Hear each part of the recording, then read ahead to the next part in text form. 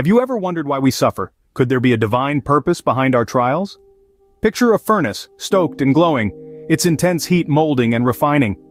This is the image portrayed in the book of Isaiah, chapter 48, verse 10. I have refined you, but not as silver is refined. Rather, I have refined you in the furnace of suffering. This isn't a depiction of punishment, but a metaphor for purification, for strengthening.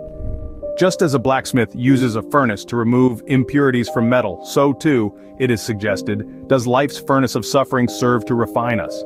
This process is not random, it's part of a divine blueprint, a grand design. Each trial we face, each challenge we overcome, serves to purify us, to fortify our souls. It's a journey of transformation, a journey towards becoming our best selves. Remember, our sin calls for trials, His love sends them. How do we respond to these trials? What can we gain from them, you might ask? Instead of repining at our trials or being over-anxious for their removal, we can submit to them with grace. Embrace these experiences as opportunities for growth and purification.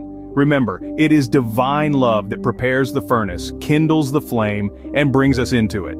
It superintends the entire process, refining us like gold 7 times purified.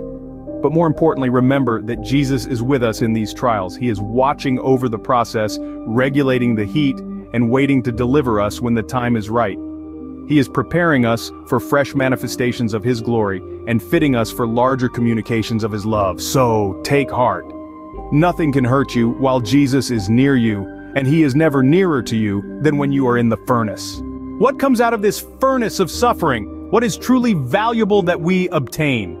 The answer is simple yet profound. We are refined much like gold in a crucible, emerging stronger, purer and more beautiful. The furnace of suffering is not a place of destruction. Rather, it is a place of creation where we are shaped and molded by the loving hands of our Creator. In this crucible, we lose nothing worth keeping. The impurities, the dross, the things that weigh us down and hinder our growth, they are all burned away. What remains is our true essence, the divine spark within us, now brighter and more radiant than ever before. This process of refinement is not just about purging, it's about preparation. It prepares us for fresh manifestations of His glory, for larger communications of His love. It enables us to receive and reflect His light more fully, to become vessels of His divine grace. In the furnace, you will lose nothing that is worth keeping, but you will obtain what is truly valuable.